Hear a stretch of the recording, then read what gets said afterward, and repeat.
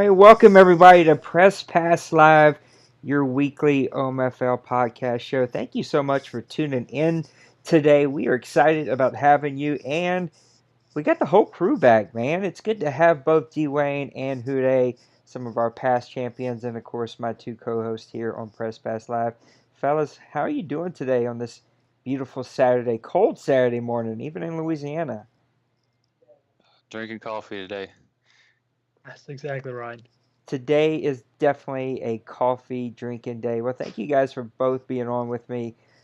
We're a little quiet. We're a little out of our element. I'm laid up with knee surgery, and there's just a lot of other moving parts for both of my buddies here. So we may not be our normal enthusiastic selves, but the coffee is definitely getting in the systems, and I think we'll get warmed up for you.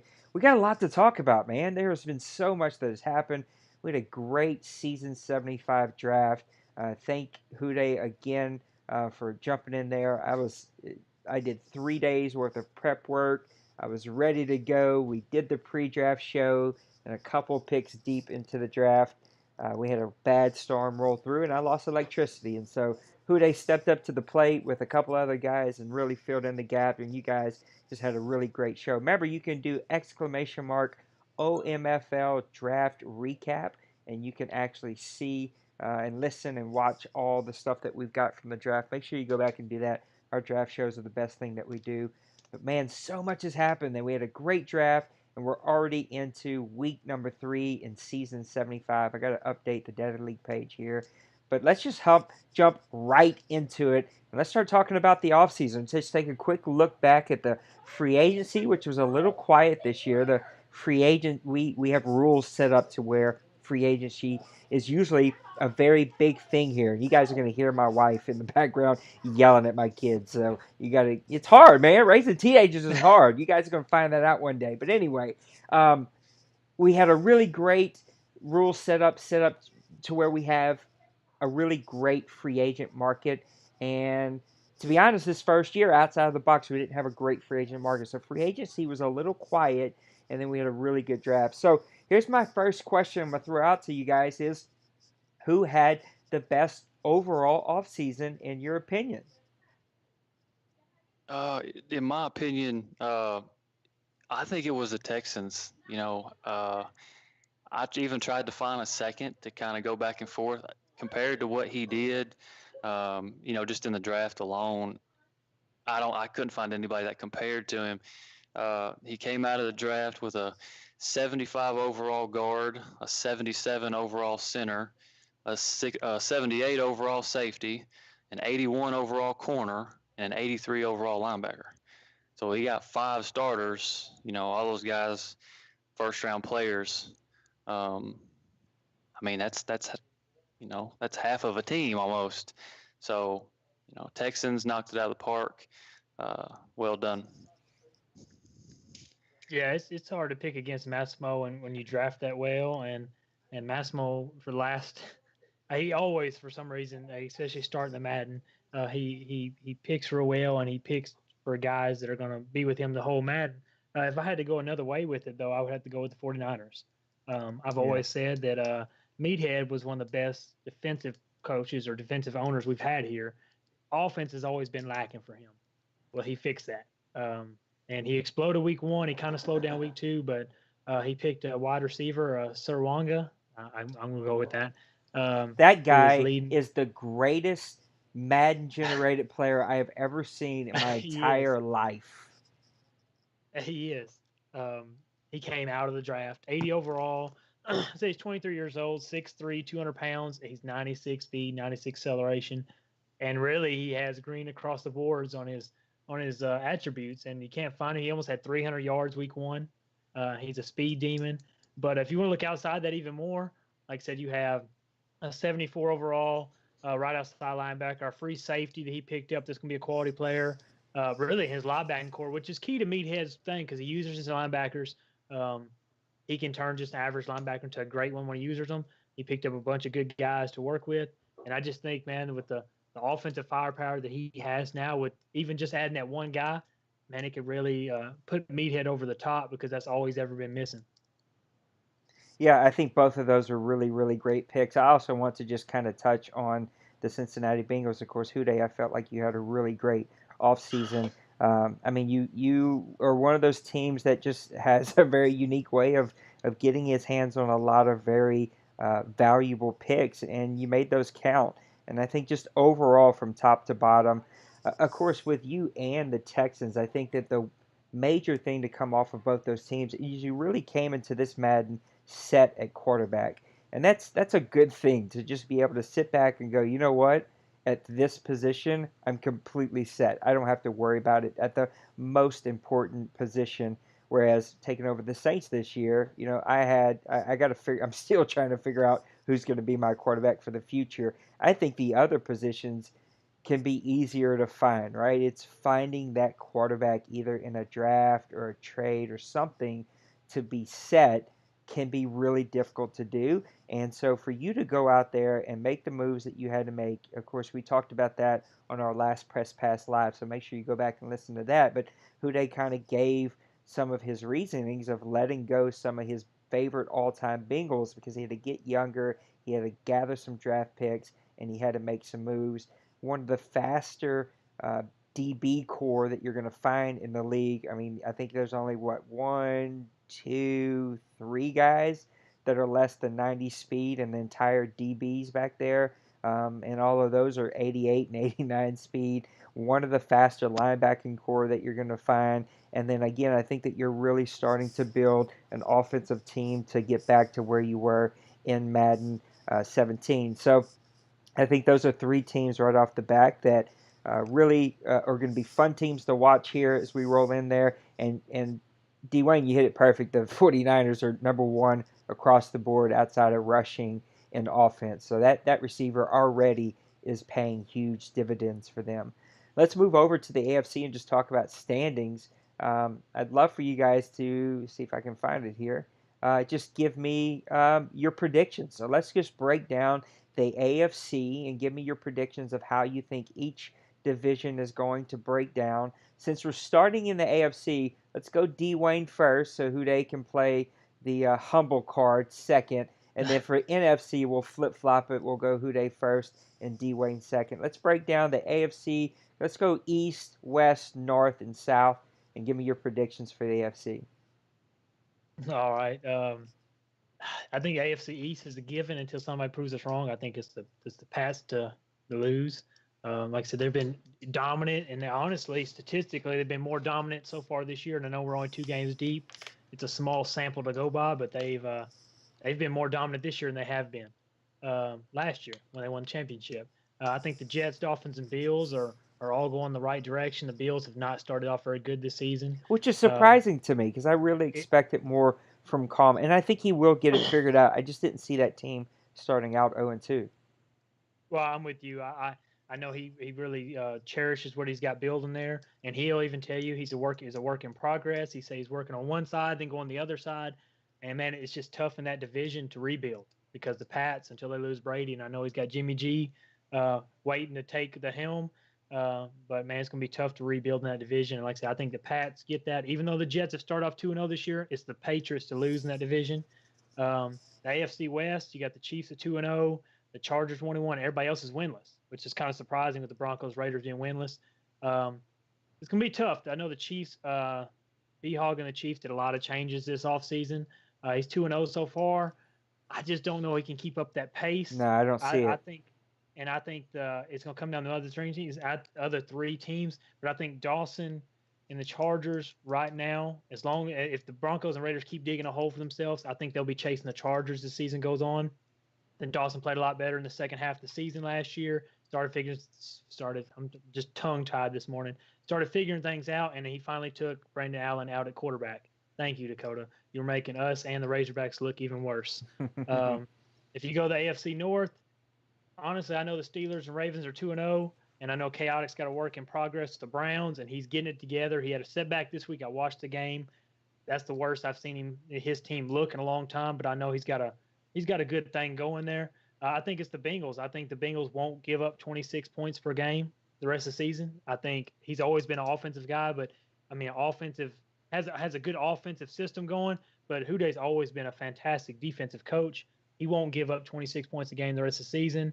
I think he's going to turn the defense around. I think he's going to come back, and I think the Steelers and Ravens will be chasing him. I think the Browns are still another season away. I think the Steelers and Ravens will be chasing Houday as the season goes on. And the AFC South, it's a tough one because this division's always so tight. Either they're all really good together or they're all really bad together.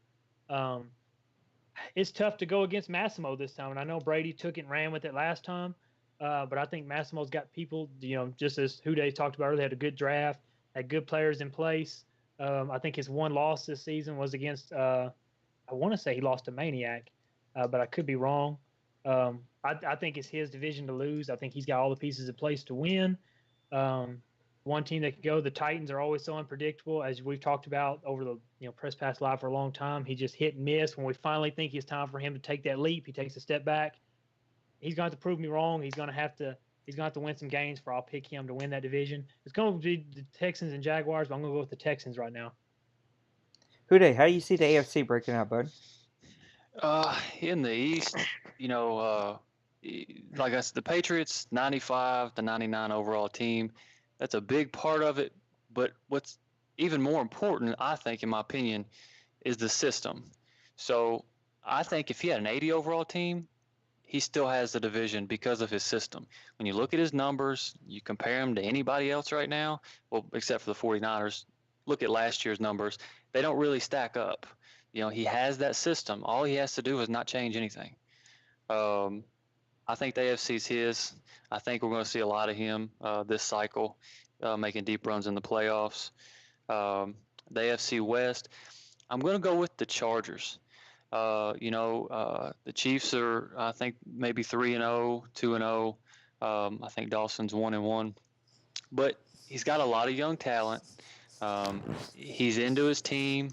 We saw what he did last year. I think if you let him hang around towards the end of the year and he's in it and he knows he's in it, he's going to play better. So I think the Chargers are going to squeak that out in the AFC West. I think this is the Steelers' year in the North. I've held that division down. I think I've got it like 5 seasons in a row. I think this is his year. I mean, our schedules are so hard. Like 10 of my 16 games are against playoff teams. 10 of them. But he's got an early lead. That head-to-head matchup, him and the Ravens, that's going to be really important. Whichever team, I think, if one of the teams can win both of those head-to-heads against each other, I think that team will win. But right now I'm going to roll with the Steelers. AFC South, I think it's Brady. Fournette's just too good. He's too good of a user with his running backs. I know he dropped a game already in the season. I think he's 1-1. But I think, the Texans are stacked. But again, he only won like 2 or 3 games last year. So I'm still kind of curious to see how that's going to come out. So I'm going to roll with the Jaguars. This is the kind of stuff that I love that we get to talk about. I think we could probably spend an entire podcast just talking about predictions and teams. Like, this is where I really enjoy talking. Now, I'll try not to ramble here. I kind of find in the first 4 weeks of a season, because we don't play preseason games, they can go one of 2 ways. Either teams, I think everybody's trying to figure out what their teams are about, and so you'll see teams that you think are going to win maybe drop a couple of easy ones, and you'll find some teams that you don't think will be there at the end, maybe get some easy wins. Those first 4 weeks can really make or break your team. In the East, I really do like the Jets. I think that they have a really good team. If they can figure out that quarterback issue, I'm going to go ahead and go out on a limb and pick the Jets to win this division. I think age and things are going to finally catch up with the Patriots here sooner or later. Bills are a head scratcher for me. I just didn't expect that team to be 0-2. And man, Kevin and his Dolphins are always going to be one of those teams. They'll go on a run here, and then they kind of come back to the pack. So we'll see. Looking at the AFC West, I just don't see B-Hog being able to maintain this. I do like what Dawson's going to do with the Chargers. We'll have to see long term. The surpriser there again is the Broncos and Raiders. Man, 0-2, you just didn't see that coming. I think the Broncos have the best opportunity to bounce back from that. But I do like the Chargers. You can hear it. I know. Real life is going on, man. My wife is cooking gumbo, and we live in this like little tiny apartment, 4 adults basically with these 2 teenage boys, and so anytime she's cooking gumbo, that stupid alarm starts going off because it's just the steam from the pot. Anyway, going over to the AFC North, I still am gonna go with the Bengals. I gotta take the horse that took me there. I do think that Tavon is getting some things figured out with his team. I think he'll be much better. We'll have to see what the Ravens are all about. Tisk tisk on the bouncing of runs that have taken place this past week. That's something we got to clean up. You guys are better than that. Our gameplay here in the OMFL is better than that. So a higher expectation is going to be set on that. Looking at the South, though, here's the head scratcher of a division. This is a division I think is still way up in the air. The Colts are a very good team. We don't hear a lot from him. You don't really get a whole lot of things, especially since Colin has left them. But that is a good team that went on a run last year. The Jaguars really proved that he could go deep last year, but he's yet to win those really big games to get into the playoffs. Tennessee Titans are one of my teams that I felt like had a really good draft, solid draft. Can he put the pieces together? And then we've talked about Massimo. I mean, he has such a really good team. He's moved some pieces to get him even better. And with Trainer at quarterback, if he can stop turning the ball over, that team is going to make a run there. So that's how I see the AFC breaking out. Let's hop over to our friends in the NFC. We'll go east, west, north, and south. We'll start off with Hude. Hude, break down the NFC for me and tell me how you see that playing out. Over in the NFC East, I'm going to roll with the Eagles. Don't hate me, Maniac. Jennings, I'm sorry. But I think Andrew is just too good, man. I think if he has the time, and he wins a couple games, he's into it. And when he's into it, he's as good as anybody. My first 3 seasons in the league, I was like 8-8. He was he was like one of the top dogs in the AFC. You know, he had the Chiefs, he had an old team, a slow team, and he was still right there all the way up until he had to leave us for a little while. So I think Andrew is going to pull it out with the Eagles. In the West, it's Rams. I mean, it's just what it is. Mo's on vacation. He's going to be gone. He's going to miss some games. It's really going to hurt his team. Oh yeah, it will. From the experience, it just affects everything. Go with what you know. I'm going to stick with the Rams. Up in the North, I'm gonna go out on a limb. I'm going to roll with the Packers over the Vikings. Wow. Still a young season. Lions. I mean, you got a shot. Outlaw. We've played 2 games. There's nothing for a team to win out. I think I like what the Packers did. I mean, everybody's kind of giving him some flack. No, I don't think Burfict's worth $20 million. I actually think he's suspended right now. But once he gets him back, I hope he's MVP. I'm a big Burfict fan. He's got Rodgers. He's got his import running back. He drafted a bunch of O linemen, so his O line should be right there at the top of the league. So I'm gonna roll with the Packers. The NFC South. I mean, it's just. Again, I would have rolled with the Panthers if you had asked me this like 3 days ago. Just like if you'd asked me in the playoffs before they started, I would roll with the Panthers. Collins he's so frustrating to play against because he doesn't do anything wrong. Like, if you want a guy that will whoop your butt 100% by the rule book and make you like it, it's Colin. But he's dropped 2 games already, I think. It's going to be close. I think it would be nothing for all these teams to win 10 games again. But go with what you know. Up until somebody proves otherwise, I'm going to have to stick with the Falcons coming out of the South. All right, Dwayne, break it down for me, buddy. Well, the East, like I said, I think you can't go wrong with picking Andrew / Ziploc. Man, he's played tough so far. I mean, he shut me down first game of the season. Man, he's been tough. But I have a hard time looking over the Giants. The Giants have played well this season. Their 2 wins have been over quality opponents, which are the Colts with Scorch, and with Bill and the Buccaneers. He held Bill to 3 points, and that is no tough task at all. I mean, that's no small task. I have a hard time picking between the Eagles and Giants because they're both tough, but I've seen what Ziploc can do. And you got Maniac in that division. I think Jennings still has a little work to do. He's giving up 37 points a game. You cannot win a quarter of the games giving up 37 points a game. Maniac will give him a run. I mean, Maniac's already started off better than he did last season. So as long as he can hang in there, you can't let Maniac hang around because he will go on one of those runs where he just gets unstoppable. But until somebody proves me wrong, it's between the Eagles and Giants. I'm going to have to go with Ziploc just because I've seen what he can do. I've seen the defense he does. But it's going to be a tough division. That might be this year's NFC South.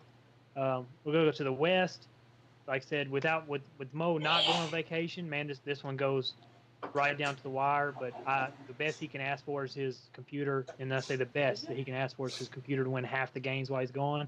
Computer is tougher this year. It's not a guaranteed win, but you cannot fall behind 2 or 3 games behind Ducks and expect to stay in the race. Hey, you brought up a really good point. I don't want to interrupt you, but you did bring up a good point. We have messed with the sliders to where CPU games are not give me, so that is a good point. Yeah, if I even told Mo that I said I hope that maybe that computer can get a couple games for you, keep you in the race, because I know real life takes precedence and going. I mean, I wish I was going on vacation where he's going right now, so I'm sure he's not too disappointed. But like I said, you can't knock out Rob with the Cardinals. I know he's 0-2, but he had a real good offseason. I actually picked him in the last PPL, so he had one of the best off seasons. He's had some tough losses. He actually, I want to say, played Ducks right down to the wire. 49ers are tough. If he can get his defense back on track, he's give him 29 points a game. When you're scoring 55 points like he did week 1 in a shootout, it's going to be inflated a little bit.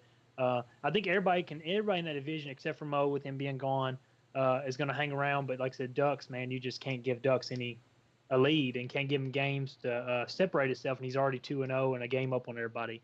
The NFC North, you kind of stole my thing. I was going to go with the Pack. I think the Pack are are going to be tough this year. He reloaded.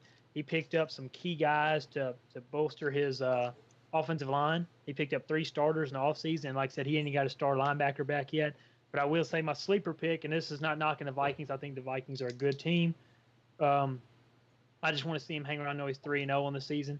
My sleeper team's going to be the Lions, though. I think the Lions lost by 3 points to the Vikings week 1, and then he just had a complete meltdown against the Patriots. So you can't. I don't really take his statistics right there defensively with a lot because I know he's a great. After playing against him in the South all last Madden, he's a great defensive owner. I think the Lions could turn it around because he can go on one of those streaks too, where he can just tear it up and play great football. Outlaws still got a work in progress down there in Cincinnati. I mean, Chicago. The thing that sucks about him, he's got 3 great teams ahead of him. And it's hard to rebuild in the OMFL. I mean, that's just the way it is. There is no easy wins. People are going to beat you down when you're going through a rebuilding stage. And the NFC South, man, I think we all tripped over each other's feet coming out of the box. I'm kind of like Houday. I would have picked Carolina coming out of the box because last season he was probably one of the toughest teams I played all season. He's giving up 30 points a game out of the box and only scoring 12. I think the highest scoring team in the NFC South is me right now at 16 points per game. So really none of us are scoring much more than 2 touchdowns a game. I don't really know what's going on with us. Man, it's tough. If I had to call it right now, this game with me and Bill play a game this week that'll kind of give somebody the edge in the division. Man, it's tough. I'd have a hard time still picking against Carolina, but I think it's too tough to choose so far. Me and Nate played last week. It was a tough game. I think if Nate, I think if you had somebody besides Hudley at quarterback, and he missed a lot of throws, I think you would be right there with it. But with that being said, I still have a hard time picking against Carolina because there's no way he can play that bad the rest of the season. Yeah, I think the NFC is such a tough division to call. If you're just looking at the East real quick, somebody that we haven't talked about that actually made a run last year was the Cowboys. Right, the Cowboys are sitting at 1-1. They're still very much in this. Pepper definitely has his Giants playing much better football. Pepper, though, can be one of those teams that kind of the game can get at him sometimes, and he can kind of lose his composure. But if he can keep his composure, that's going to be an interesting division. Look, Jennings is a good guy and a good team. Because of his work, you just rarely hear from him. That's not an easy win. That's a tough division, and of course, Ziploc, we know what he can do when he gets that defense figured out, and clearly he's getting things figured out. The West is all about the Rams, man, Mo and his Hawks. The San Francisco 49ers are going to be so much more of an improved team. Rob has stumbled out of the blocks, but another team that's going to be really, really good. 2 super tough divisions right out of the gate.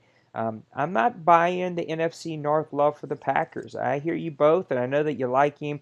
I just have yet, he's got to prove it to me. I think the Vikings are proving it. That's who I'm going to go with. I do like the Detroit Lions. We're going to talk about our sleeper picks in a little bit. It's definitely a sleeper team. I know he's at 0-2. He's his own worst enemy. If he can ever get things just quieted down a little bit, stay the course, stick to the game plan, I think he'll be just fine. An outlaw, we all love him. I still really like that team. He just does some moves that make me scratch my head, and I think that in his eyes, he's the worst team here, and I think he plays like that because that's how he thinks of himself. And I think if he can ever turn that corner a little bit and think of himself as a competing team, that team will compete because he definitely has the talent. And then looking at the NFC South, which last year I think was the hardest division in football, the only division to all finish with a winning record, and yet two of us didn't even make the playoffs. Um, this is a tough division, but it's all about the Atlanta Falcons. I know he's sitting at 1-1. I know, Dwayne, you've dropped a couple of games in the playoffs last year that was a head scratcher, but all of these teams are going to battle it out. Bill's going to be right there battling it out. Hopefully, I'll get some things figured out with the quarterback situation. I really think this is going to be a very, very down year for me. Probably a top 5 pick or so, just because I don't have a quarterback situation, and then losing an offensive lineman that I wasn't expected to retire kind of shuffled things around there. I do think the Panthers will figure it out, but don't count out the Bucks and the Falcons. I do think win this division. So there's a look at our predictions of how we think the AFC and the NFC are going to break down here in the OMFL. Let's talk about our favorite thing, rookies. Let's talk about potential rookies of the year. And Huday, we're going to start with you. Give me who you think your rookie of the year predictions are going to be. I think the number one guy is going to be the Redskins quarterback, Ray Sparks. I mean, he's the guy that everybody that needed a quarterback wanted to trade up to get, but nobody got ahead of the Redskins to draft him. He was the guy with the 92 throw power and like 86, 87 speed. So if you look last year, what he did with Mixon, he had a monster year. He kind of, he is busy. He doesn't have a lot of time. So, some guys, that's just the thing. They take their favorite players or rookies and they just, feed them the ball. Right now, I think he's got 5 touchdowns, only 2 picks. He's thrown for about 500 yards, 65% completion percentage. I think that at the end of the day, Madden loves quarterbacks anyway. So this guy could very easily end up with 3,000 yards, 25, 30 touchdowns. So that's who I would pick on the offensive side of the ball. On the defensive side of the ball, I'll just be honest with you. My strategy coming into this season was a lot different than what it's about to be. I'm ready to, I'm a man, call man, like 80%, sit back in coverage, get coverage sacks. It's not working for me. I'm about to sick the hounds on them. So I got a defensive end, Hunt. He's 85 block shed, 85 power moves. He's like 82 strength. He's a defensive end / linebacker. So I would look for him down the stretch. It's going to take a few weeks, but just remember, Hunt, defensive end, Cincinnati Bengals. Look at him talking about his own player. I like Is that that. the kid from LSU? I got 5 of them, so I can't remember. I can't tell them apart. I think He's a big one. I think Hunt's from LSU, and yeah, he's one of the guys that I have my eyes on. Dwayne, how do you see this rookie of the year playing out throughout the season? Oh, well, the offensive side, kind of like Huday said, they really lean towards quarterbacks, and I think you have 4 good quarterbacks that came out this year, but they're all in different situations. I think you got like Blanca from the Chargers. That's a run-first team. I know he's kind of hanging there right now, passing yards, but he's got 1 touchdown this season, and Dawson just doesn't pass the ball a lot. And so somebody like Sparks and Babin, and even Gronkowski, even though he's only got 300 yards right now, are all on pass teams. They want to pass the ball. They want to air it out. And like I said, Sparks with Jennings, he's made every quarterback since he's been here has been a great quarterback. I think it's almost a runaway. But if you had to go with and if Mo had stayed, I think that Barry Trueluck, I think that's how you say his name, would have been the running. But with the computer running, we know the computer just has a mind of its own offensively. The 49ers receiver, if it wasn't such a QB, Madden wasn't such a QB lover, I think you'd have to go with him because I mean, the statistics for that guy could be crazy this year because I think he's going to feed him, kind of like Huday said. he's going to feed his rookie. And not even for the fact that I think he's trying to just win awards with him. I think that that's his one super weapon he's got on offense. And hey, if you got it, use it. I think he could be in the running, but like I said, Sparks and Babin, I think it'll come down to them just for the fact they're a quarterback. And if you go on the defensive side of the ball, I have two guys. I think you got Paul Bird for Detroit. I think he's going to be a tough one. He's a linebacker. DBL is really high on him. He's got 3 sacks so far this season, and we know he likes to blitz and he likes to send linebackers from everywhere. And I think that count's going to go up even higher. And if I had to go one more, it's going to be Emmanuel Moss for the Rams. He's got 2 interceptions, 1 forced fumble so far this season. Ducks might use him. I don't know. But I really like what he's got going on. 88 speed, 92 acceleration, and what I love the most, he's got 87 hit power. This guy's going to knock your head when you come across the field, and I think he's going to cause a lot of chaos for an already chaotic Rams defense. Yeah, I think that you guys hit a couple of them. I really like this Paul Bird kid. I mean, he's already top, 2, tied second in tackles for rookies and tied first in sacks for rookies. So clearly 00 has found him a player here, 85 speed, 87 acceleration. I like the hit power. I mean, this guy's really got all the tools needed outside of covering anybody. So just don't ask him to cover anybody and he'll do just fine. I've got to go for the guy that you both danced around, and I got to go for the best Madden player I've ever seen drafted. Maybe 1 or 2 other guys, but this is like a rare jewel. Rashawn Sarwega, 6'3", 205. To me, the only good thing for the rest of us is he's only average development at 80 overall, 96 speed, 96 acceleration, sitting at 6'3", 86 catch, 81 route running, a 76 catch in traffic. He'll get that up, a 94 jump. I mean, this is the Randy Moss clone if we've ever seen one. The guy had 6 receptions, 200, yes sir, 294 yards the first game of the season with a long of 99, 127 yards and yak, 3 touchdowns. Kind of came back to reality against Mo, 3 receptions for 48 yards. So evidently Mo was giving him some special attention. But if this guy doesn't win every major award here in the OMFL as a rookie, then I just don't know who could, because that guy is clearly going to be the Rams' best player, and he's going to be somebody that they're definitely going to feed and get the ball to. So let's go back to the teams that we were talking about just a few seconds ago. And let's talk about your one sleeper team, the team to watch for, the team that can kind of come out of nowhere and really surprise some people.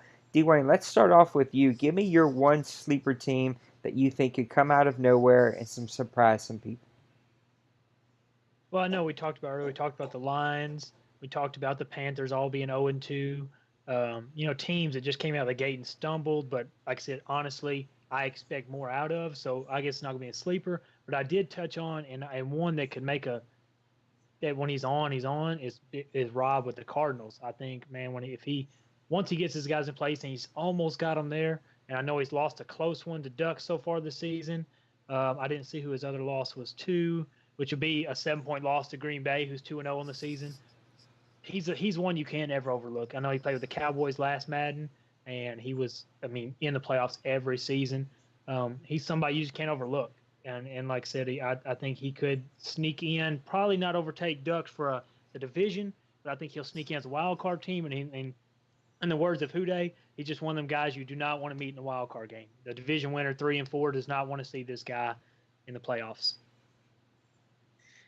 A team that, I'm not going to say they're going to make a run this year, but they're a team you don't want to play coming down the stretch. And as much as it pains me to say this, it's the Cleveland Browns. If you really look at his roster from top to bottom, I think he has the best team in the league. Last year, 3 weeks to go, I wasn't in the playoffs. He knocked off the Ravens. He knocked off the Steelers. I ended up winning the division. It is not a gimme game. Talent stands for something. If Chaotic's home and he's not on, 2 megabytes a second internet, look out, because you come in there thinking you're just going to walk away with the win. You won't. You'll be sadly disappointed. Remember the Browns coming down the stretch. Don't mark it as a W on your schedule. Yeah, the thing about the Browns is just his running back situation. He's 89 overall. He clearly knows how to build a team, but I just don't see Isaiah Crowell being your number one running back or Duke Johnson. He's got to get that running back situation figured out. The team for me is a team that I actually played last year, and that's going to be the New York Jets. Now, started off red hot last year, came back to the pack pretty quickly after a quarterback situation. But man, this team plays really good defense. He's eighth in points, fourth in yards, third in passing yards, 14th in rushing yards. And if he can get the quarterback situation figured out, he's going to play much better. And you can see he's already seventh in passing yards, 13th in total yards, now 20th in points and 19th in rushing yards. He's going to get those two things figured out. But Zachary Babin looks to be the answer that they needed at quarterback. Now, Trey Mason is their starting running back. You kind of wonder about that one a little bit. He is averaging 5 yards a carry, but can Trey Mason be the guy to really carry you? I don't know that he can be, but Zachary Babin having a pretty good year, 30 for 48, 442 yards, 2 touchdowns. You like his receiver position. You like that defense, man. That defense flies to the ball, makes plays, gets after the quarterback. Lots of good stuff coming for the Jets. Hard to pick a 2-0 team as a sleeper team, but compared to what they did last year, 78 overall, I think that he's going to be a team that guys are going to think, oh, I can beat him. And then they're going to walk in and they're going to get their face smacked, and they're going to find out really quick why that team is going to be one of my sleeper teams. So that's a look at the OMFL through weeks 1 and 2. Usually we cover scores, but I figured weeks 1 and 2, we were going to skip the scores this time. We'll get back to that next time. Make sure you go to the Data League site and check it out. It should be up and running, and things are going really, really great. The website is also fixed, and it's all back to normal, and I think it's actually working much quicker in the way it should be. But before we kind of wrap things up, I'm always messing with this last segment to find ways that we can talk about some neat stuff. I was going to do the outside of the league segment just because it's World Series baseball time. But you know what? Guys don't tune into this for that. They tune into this to hear us talk about the OMFL. So I wanted to get back to that. So we're going to do a little question and answer time from owners. And I had a couple of owners submit some questions to us that I wanted to give you guys some time to work on. And Huday, there was a couple of questions that came in super late, so you may have to wing a couple of these right off the top of your head, but I think that makes for good listening. So Duck submitted a question. He wanted to know how the Seahawks coach absence over the next few weeks is going to affect the NFC race as a whole. Now, we did hit on it a little bit, but we didn't talk about it a ton. How do you guys see that really affecting this race as a whole in the NFC? Now, he's not missing the entire season. He's not dying or going away, but he is going to miss a couple of really key weeks here. How do you see this playing out? Well, I think there's a couple different factors. The biggest one being how many is a few. I said, or he said that he'd be back on November 7th. We've been knocking games out at a pretty good clip. If he misses 3 games and he's 2-3, that's a hole he can crawl out of. If he misses 5 games and he's 2-5, that's a wrap on the season. So it really just depends how many games he misses. I haven't played the computer personally. It could be a terror. The last 3 times I've played the computer, they beat me. So that's not a gimme win either. No. But you never know. I mean, if he does miss a bunch of games, I just see it. I like to see new teams in it. If it was, I would very happily miss the playoffs and have a team in there that's never been in there before. So I think it's a great opportunity. Even if you're 0-2 in the NFC, if he misses a bunch of games, there's going to be a wild card spot open. Try to string some wins together and get in the playoffs. I wish I could share Huday's positivity on me missing the playoffs so somebody new could get in there. I'm not that nice, Huday. Me neither. I mean, I get what you're going at, and I respect that. I wish I was like that. But man, it's gonna be tough for Mo. Luckily, he does have a bye week after this week, so it won't kill him for one game. But if I'm not mistaken, I thought he told me he was kind of expecting to miss 4 weeks. In those 4 weeks, of course, he's got undefeated Eagles, undefeated Rams, undefeated Packers. So 3 key games that I hate to see him miss because those could come down to the end of the season when you need head-to-head tiebreakers. And like I said, he's gonna miss, the the game against the Rams or division rival, he's going to miss. Hopefully he's back by the time, and I hate to say the Outlaw, he's going to be back by the time y'all play in 5 weeks. Um, but like I said, it just depends when he comes back. If he misses just those 3 games, like I said, he could come back 2-3. He's still in the race for a wild card. You're not going to catch Ducks at 2-3 unless Ducks just has a falling apart. You're not going to catch him. You're going to have to fight for a wild card spot. But like I said, it could open up a spot for a team that doesn't make it, because I think last season they had the Rams, the Seahawks made the playoffs. We had 2 out of ours, so it could open a wild card spot for somebody else. And going back to what I said about Rob, it could give Rob a chance to sneak in there and take that number 2 spot in the NFC West. Yeah, I think Houday hit the nail on the head. It just depends on how many games we're talking, because games can get done pretty quickly around here. Though I gotta say, these first couple of weeks, it seems like there's been 1 or 2 games that have kind of held us up a little bit. Not held us up. We're still advancing every 3 days, but not the like 24-hour turnaround that we've had a couple of different times last season. Guys like to play, and I love it. As long as we can keep spitting out content, I'm going to get back to even game of the week and try to keep up with stuff now that life is starting to settle down a little bit with work. I'm going to go back to say I do think that this doesn't change how the Seahawks affect how the playoffs are going to be played. And what I mean by that is Mo is coming back, and even if his team is out of it and he's in that 2-5 hole, that 2-4 hole, he is not somebody that you want to play in weeks 14, 15, 16, 17 so that you can get in the playoffs, because that team is going to be so freaking hard to beat. And I think it may actually have a reverse effect where teams like the 49ers, teams like the Lions, teams like the Buccaneers are fighting, like the Cardinals are fighting to get in the playoffs. And if he shows up on their schedule, they're going to have their hopes up, thinking that they're the better team because they're comparing records. They're going to show up and they're going to get their panties handed to them. It's just that the Seahawks are going to make you fight, man. And I hope that he's able to get back, because there's nothing worse than building a team, getting ready for an off season. You show up and then bam, you're out of the playoffs. You don't even have an opportunity. So hopefully he gets back to where he still has an opportunity. But if not, NFC West, don't go to sleep on them, because he's going to make you earn those wins right here towards the end of the season. I think it'll make for an interesting output for the season 75. Another question that was submitted to us actually came to us from our buddy Calm Like a Bomb with the Buffalo Bills, who we've talked about a little bit today. And he wanted to ask, what was the first Madden that made you guys really fall in love with CFM and Madden in general?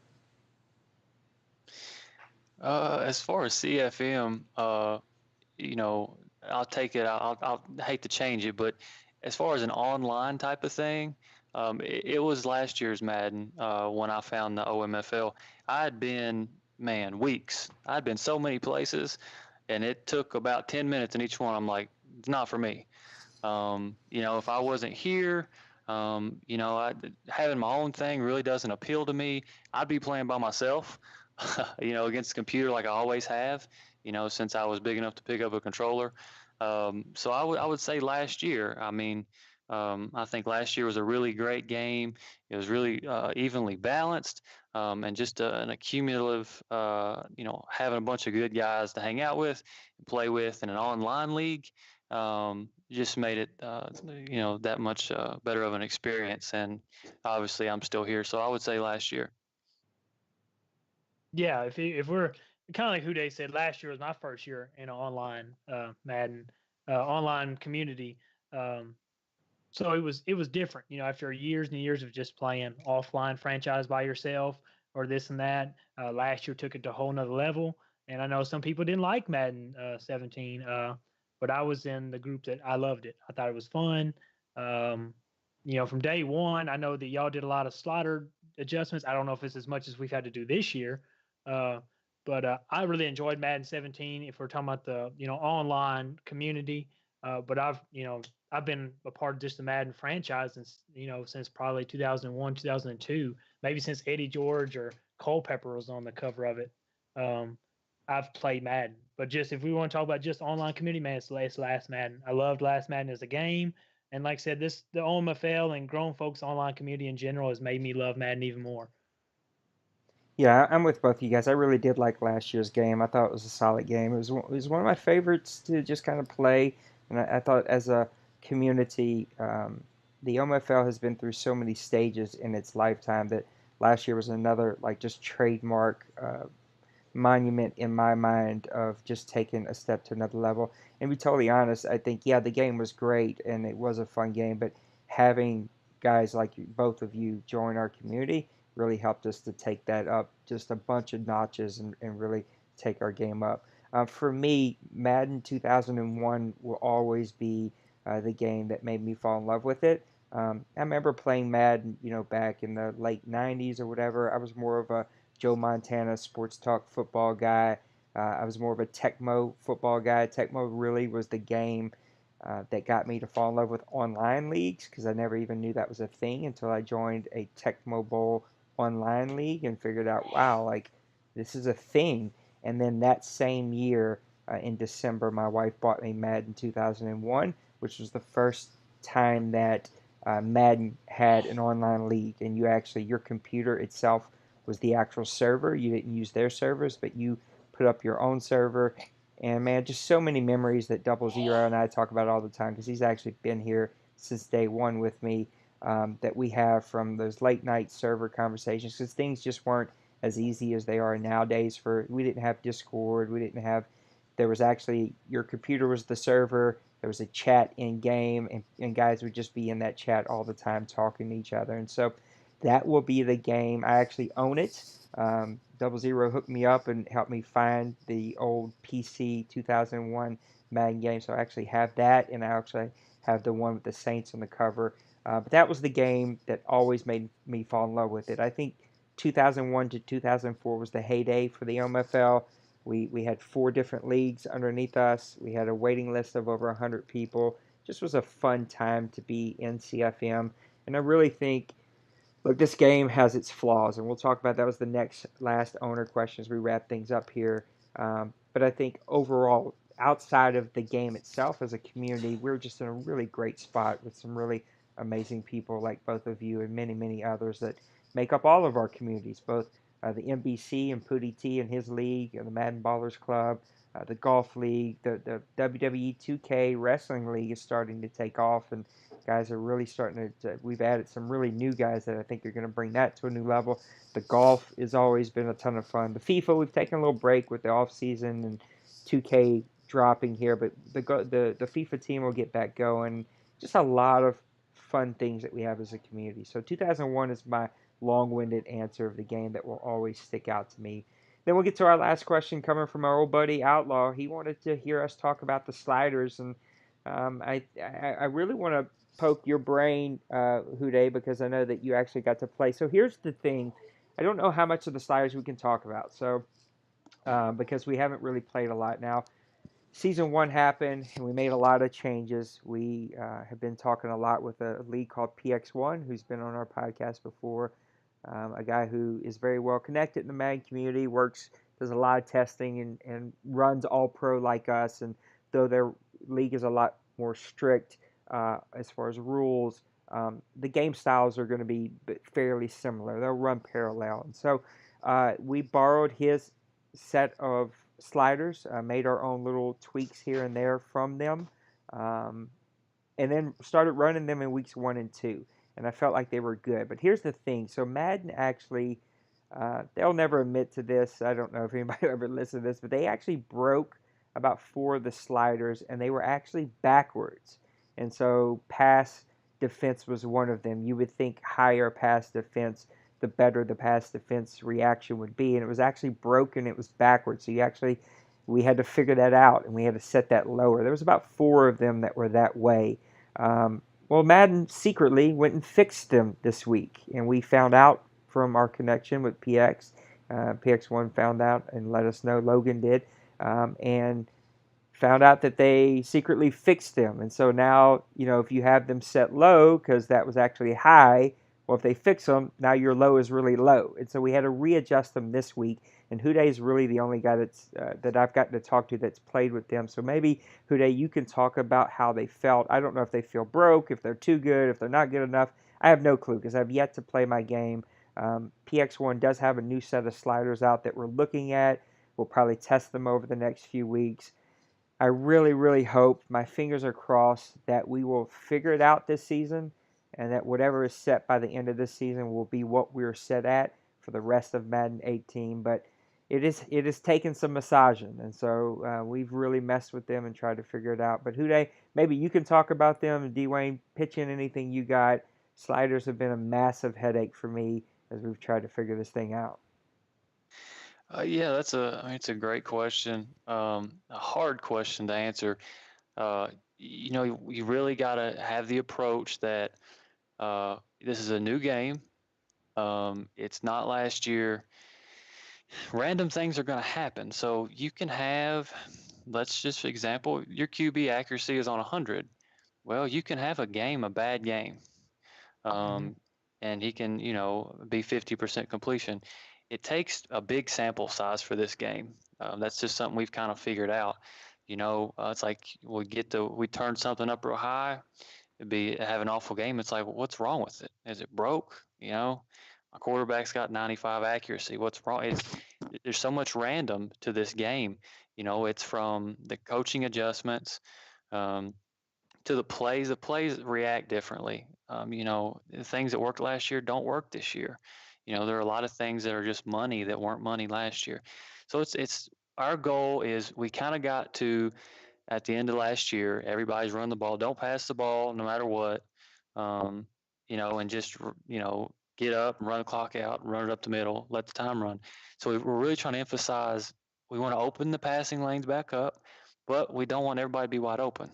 And so that's the challenge. We don't want guys with 35 interceptions, but we don't want guys with nobody with more than 10 either. So it's just going to take us some more time. I think the sliders feel 100 times better than they did last season, in my opinion. They are different because I knew they were different after I went into practice that we had kind of, changed a few things. I wasn't as accurate this week, but see, here's the thing. I was missing throws by a mile. The first two games, I didn't hardly miss any throws. We haven't touched the QB accuracy slider. So all these sliders are connected. You change one thing, other things behave differently. So just hang in there with us. I think we're on the right track, and we'll get as close as we can to last year because I thought last year we had a really good balance. I agree. I thought last year we hit the nail on the head.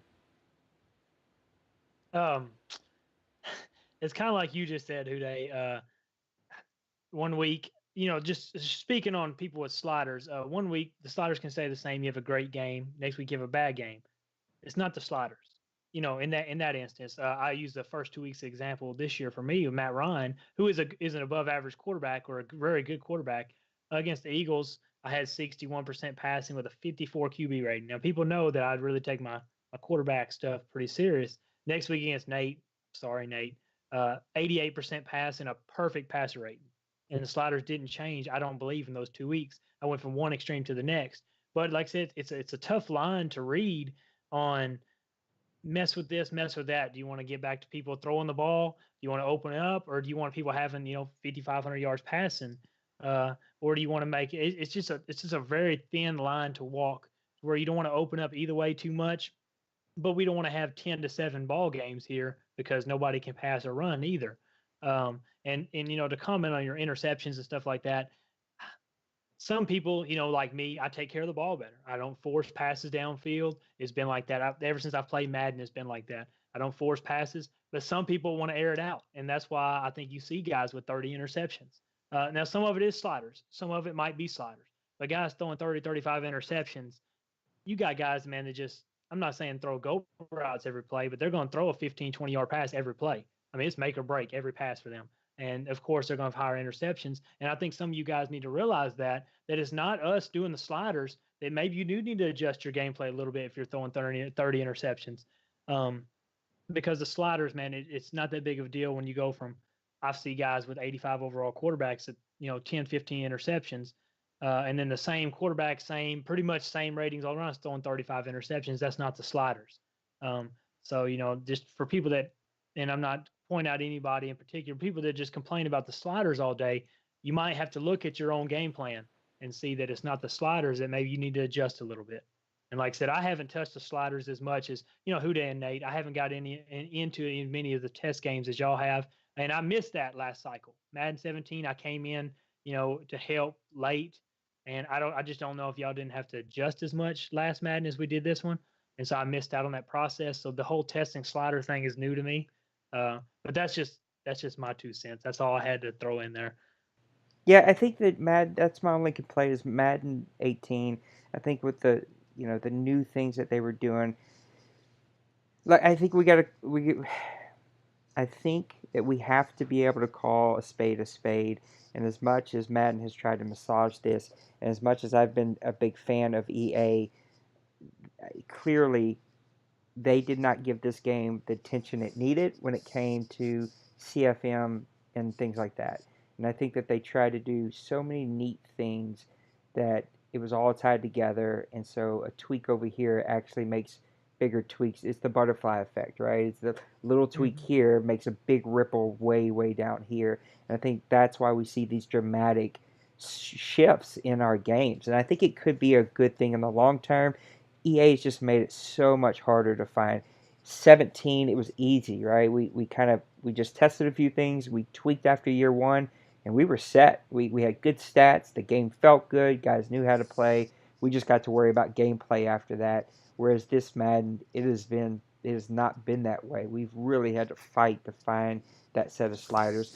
I think because our gameplay mirrors PX1 as far as the style that we're going. Again, it's different maybe with some of the logistics of how we get there, but the gameplays will mirror one another. That it's having two places testing things and then having, being able to look at their stats and look at what they do, like that helps a lot that we have that we can kind of go off of. So overall, I think that we will get there. I think we'll get there by the end of the season as long as EA doesn't make any more massive changes. It just has been a lot harder than it should have been to get where we wanted to get with it. So that's it. That's all of our owner questions, and we'll kind of keep being patient with us. The one thing I would encourage all of you is, you know, let's continue to uphold the gameplay style that we have here, and that is a gameplay style that really is reflective of guys who aren't trying to find flaws, but trying to have a chess match and outthink one another.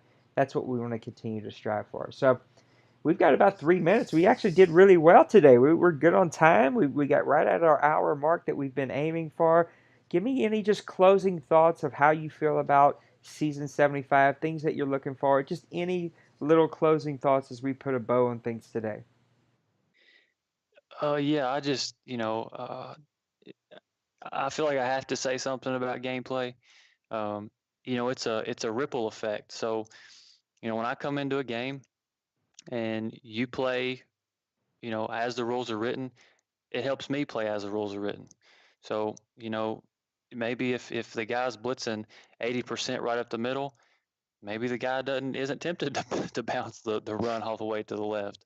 It's like you play straight, I play straight, everybody's happy, win or lose.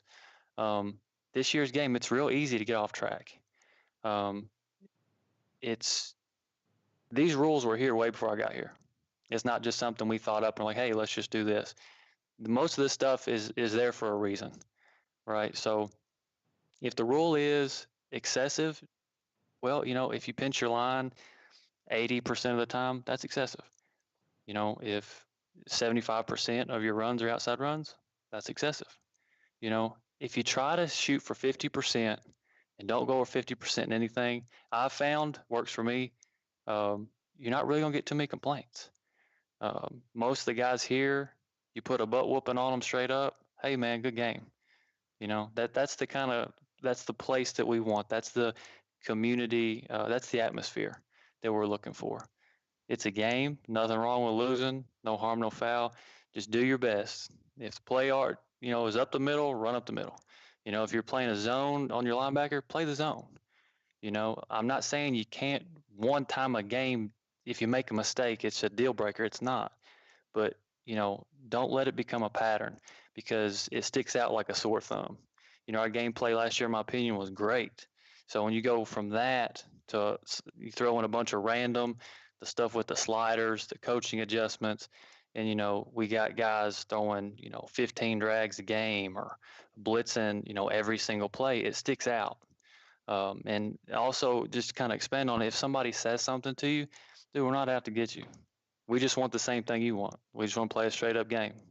And I think for the most part we do a good job. I just think there's some things we got to clean up, and I think we'll get there. Yeah, I think you said it real well when there is anything excessive. When you say excessive in the OMFL is never a good thing. Um, excessive or repetitive. If you're using anything excessively, it's not good, or anything repetitively is not good.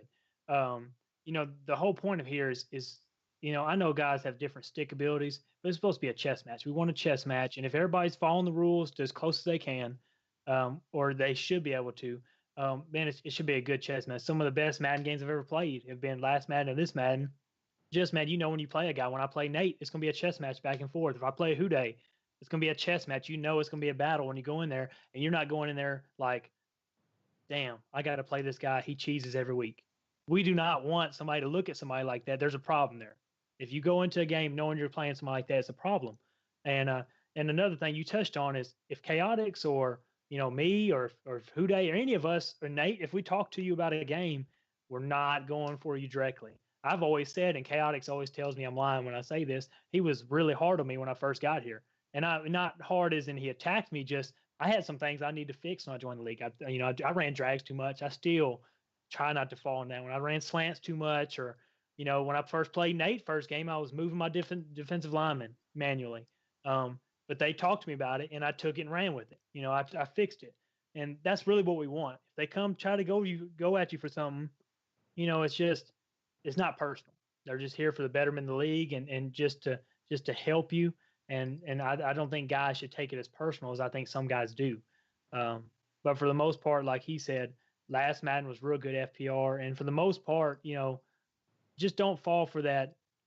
I want to win, and at all cost, I'm going to win attitude, and that's just not what we're looking for here. No, I agree. I think you guys hit the nail on the head, and I'm not going to talk over your words. I think you guys need to hear what these two guys are saying and kind of heed that. Um, they'll both tell you.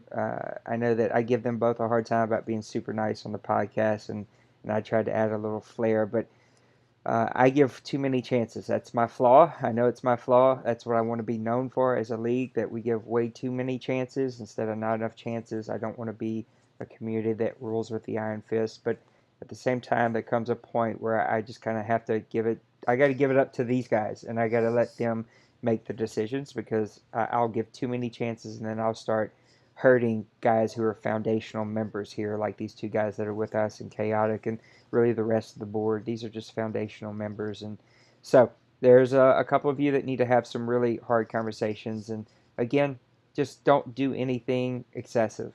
You shouldn't be, you just shouldn't be bouncing runs. If you bounce a run for a long touchdown, the next drive, you should do whatever it takes to not bounce a run, because you just bounced one. If you called cover two, you shouldn't call cover two again 2 plays in a row, or 2 out of 3, or 3 out of 5.